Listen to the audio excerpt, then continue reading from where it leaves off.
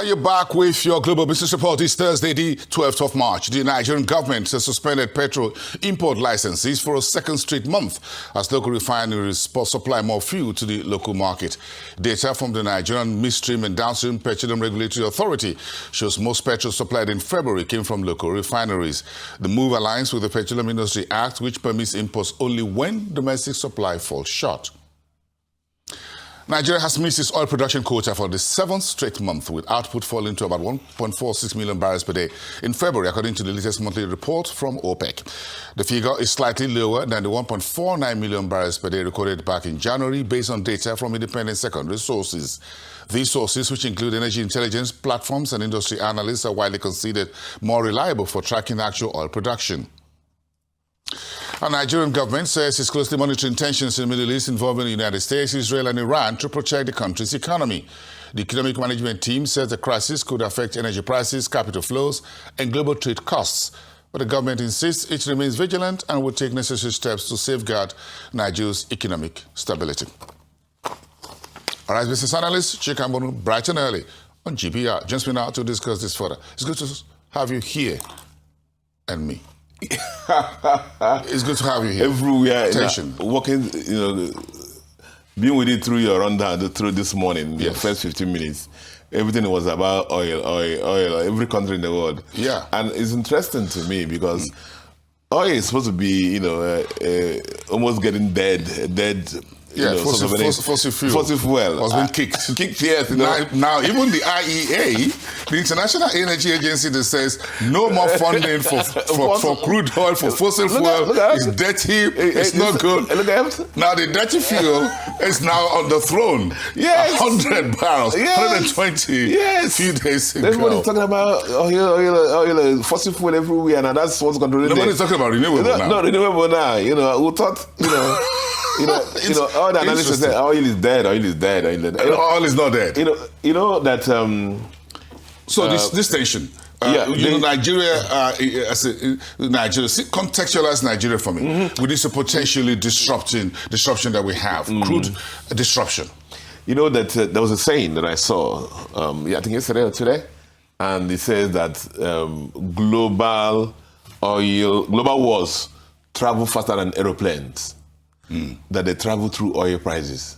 Because the question has been like, Nigerians are asking is, we think concern us with Iran. Hello? Iran is, what's our honor with Iran, But the understanding now for all of us Iran is not so far away. It's not far away, So the issues travel faster than aeroplanes. They travel the oil prices. It's the world of economics. It's a global village. The global village. And for the Nigerian economy, there's three prongs. The first one has to be the oil prices. Yes. Ordinarily, you say that for an oil-producing country, this should be positive for us. The higher the price, if we're meeting our oil quota, which is not in your rundown, we have revenues galore. But see here also that the flip side is that the principal raw material to producing of PMS, petrol, and other products is that crude oil. And the price is higher, the pump price of petrol will be higher. And that's what we're suffering now. But the raw material... The raw material, because it's in short supply. It's in short supply. Locally. So you have to get it internationally. Even if it's locally, if it's available locally, the NMPC... naira for crude. It doesn't say the only thing that was that the settlement method is what naira. The refinery still buys the $1 of crude at the market rate, converted to the ruling rate naira. And so naira for naira was not that. Dangote is going to get it at $10 per barrel. So let Nigerians. So whether it is 100. The NNPC is going to give it to Dangote refinery at $100 a barrel. And then let me translated into current exchange rate. Exactly. But even the problem with let me stand because I'm pro-investors. The Dangote refinery, for example, the problem is that I'm told that is the basket, the average price at the end of the month. That is what is used to determine the invoice that is going to be used to settle the invoice for crude supplied. So now that oil prices are escalating, 110, 120, 88. 70 to 80, whatever. So you're going to look for the average of that. So at what price should Dangote refinery use as a base to price the petrol and whatever they're selling to Nigeria? So you can see So it's making things very difficult. There's so much high volatility by the minute, by the hour, by the day. So to find an average now becomes difficult. For him to price, for Dangote refinery to price at the gantry becomes a little bit very tight for him. So what Nigerians are expecting as a sharp drop one Monday and then Tuesday, then it goes up this way. Because look, today is Thursday. On Monday, Tuesday, we're talking about 84, dollars per barrel. Yes. And now we're talking 100. 100, yeah. So that's the issue. But I mean, as I said, extra revenues in crude exports should actually compensate more than what we're paying locally at the pump here. So that's one aspect for Nigerians to worry about. Okay. The other aspect, Bosun, is the fact that, remember that one major source of our we thought about exchange rate. How do we get it stable? One of the major sources of exchange rate has been dollars into economy, has been the foreign portfolio investors. And you know them, they always fly to safety. You know, so the flight to safety is that the interest, when things are stable, high interest regime in Nigeria, they move their funds from Western countries, America, Europe into Nigeria. But when there's some problems, they try to ignore those rates and move their money to the safe zones. That's another thing the Nigerian economy has to be watching. So that's the other issue. Yes. So we're down some months in our OPEC production.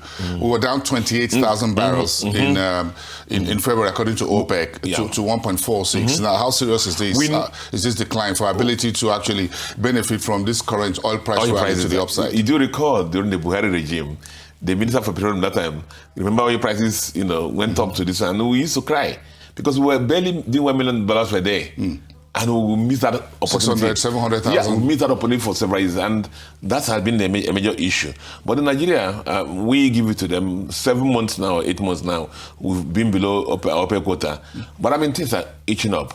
And we hope that, with the things that have happened with the lot of Nigerian oil companies taking over the assets, abandoned assets by the international IOCs, and rekitting these assets now, including Wando, Reliance, Seplat, Renaissance. Yes. We hope that the production will go on. But there have been reforms in this sector. Do you think we've been able to fix the structural issues that keep our oil production at this very suboptimal level? I cannot tell you it's in process. There's still substantial oil theft.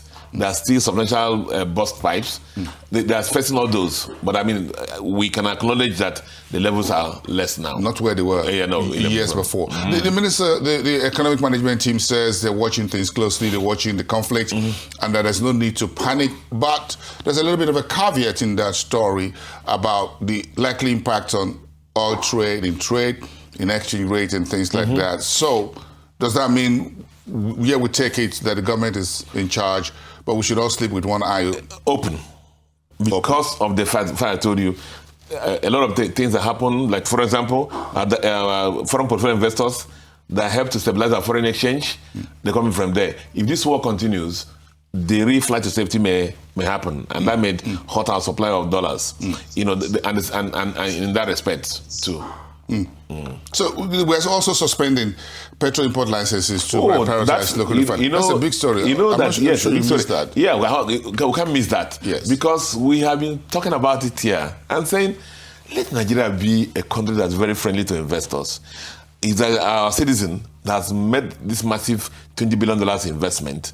It can't, because of the so-called monopoly or fear of monopoly and whatever, we open the floodgate for import license for a lot of people who are carrying briefcases, not adding value to the economy. And years of PPPR in those days. And the funny thing was that this issue of refinery was opened for all these people. It was open sesame. Yeah, all these people. And a lot of people didn't. A lot of people just focus on the trading. And just get the paper. Get the paper. And then just hand it over to Chika.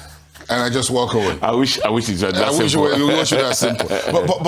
But again, how quick do you think we need all the refiners of petrol products to come on stream. We hope, we know Boa is aggressively working on his own. I think the plant is in the somewhere in the River State also. Yes. We hope that happens.